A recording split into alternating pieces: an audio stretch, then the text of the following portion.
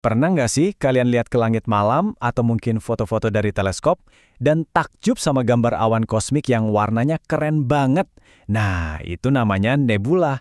Yuk kita bakal jalan-jalan buat kenalan sama struktur kosmik yang super luas dan indah ini yang bisa dibilang studio seninya alam semesta. Oke, kita mulai dari ukurannya yang luar biasa. Beberapa nebula ini lebarnya bisa sampai ratusan tahun cahaya. Biar kebayang, tata surya kita aja tuh lebarnya nggak sampai 1 hari cahaya. Jadi kita lagi ngomongin sesuatu yang skalanya bener-bener kolosal. Tapi, disinilah letak anehnya. Meskipun ukurannya raksasa banget, nebula itu juga salah satu tempat paling kosong yang bisa kita bayangin. Jauh, jauh lebih hampa daripada ruang vakum paling canggih yang bisa kita buat di bumi. Loh, kok bisa gitu? Jawabannya ada di namanya sendiri. Kata nebula itu kan dari bahasa Latin yang artinya awan. Dan ini nama yang pas banget, karena pada dasarnya nebula ya emang awan raksasa. Isinya gas, kebanyakan hidrogen, sama partikel-partikel debu yang tersebar di area yang super luas. Nah, ini fakta yang bakal bikin kalian melongo. Coba bayangin, kalau kita bisa nyendok nebula sebesar planet bumi, total massa yang kita kumpulin itu beratnya cuma beberapa kilogram aja.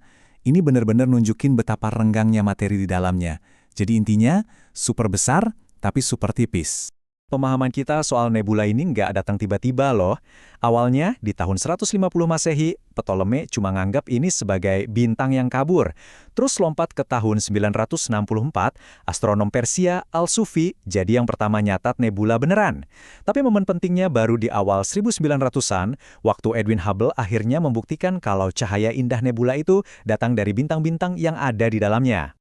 Dari sini, ceritanya jadi makin seru. Soalnya, nebula bukan cuma awan gas yang cantik buat difoto. Mereka punya peran super penting di alam semesta.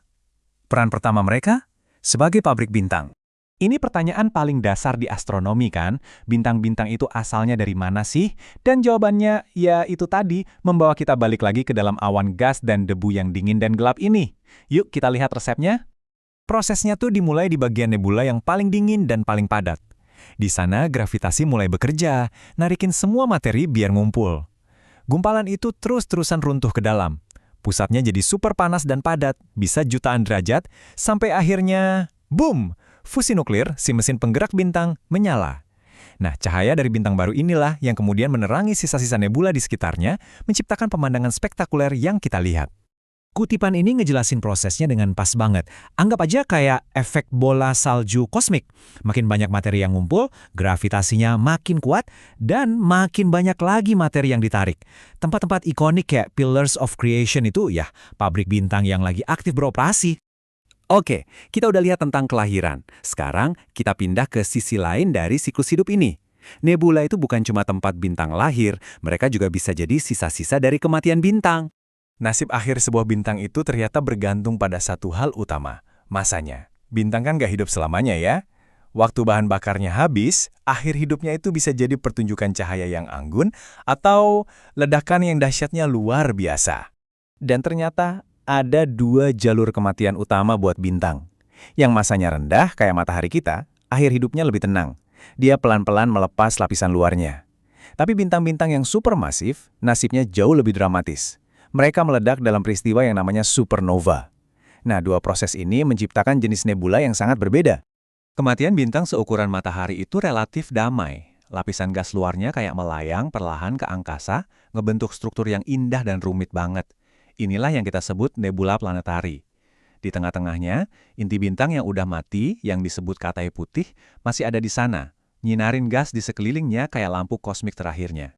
Sebaliknya, akhir hidup bintang masif itu ledakan kolosal, supernova, melontarkan puing-puingnya ke angkasa dengan kecepatan gila.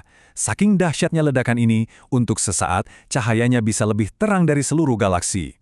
Puing-puing yang terus meluas inilah yang kita sebut sisa supernova. Contoh paling terkenalnya ya nebula Kepiting, sisa dari ledakan yang saking terangnya sampai dicatat oleh para astronom di seluruh dunia pada tahun 1054.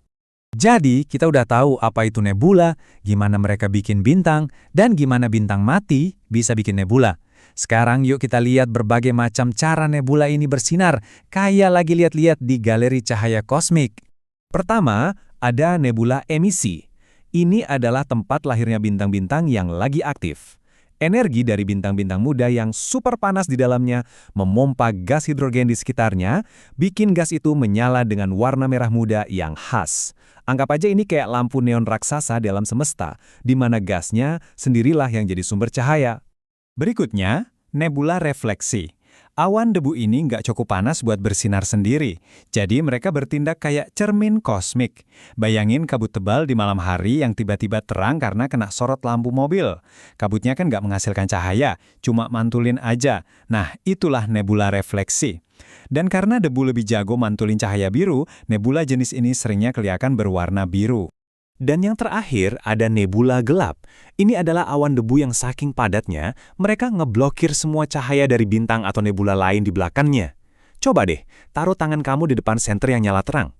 Kamu nggak lihat tanganmu karena bersinar kan? Kamu lihatnya sebagai siluet gelap. Nah, begitulah cara kita melihat nebula ini. Bukan karena cahayanya, tapi justru karena ketiadaan cahayanya. Kita udah jalan-jalan jauh nih dari kelahiran sampai kematian bintang. Sekarang, mari kita tarik semua cerita besar ini kembali ke diri kita sendiri. Apa sih hubungannya semua ini sama kita? Nah, ini dia intinya. Ini adalah sebuah program daur ulang kosmik yang luar biasa. Waktu bintang mati, mereka menyebarkan elemen-elemen berat yang mereka ciptakan, kayak karbon, oksigen, dan besi, balik lagi ke angkasa. Materi ini kemudian jadi bagian dari nebula baru, jadi bahan baku buat generasi bintang dan planet selanjutnya. Tanpa siklus ini, nggak akan ada bahan buat bikin planet berbatu kayak bumi kita. Dan ini membawa kita ke pemikiran terakhir yang bikin merinding. Setiap elemen berat di tubuh kita, setiap atom besi di dalam darah kita, itu ditempa di dalam inti bintang raksasa dan disebarkan ke seluruh galaksi oleh ledakan supernova miliaran tahun yang lalu. Jadi pas kalian lihat keindahan nebula, kalian bukan cuma lagi ngelihat tempat lahirnya bintang. Kalian lagi ngelihat asal-usul diri kalian sendiri. Kita semua benar-benar terbuat dari materi bintang.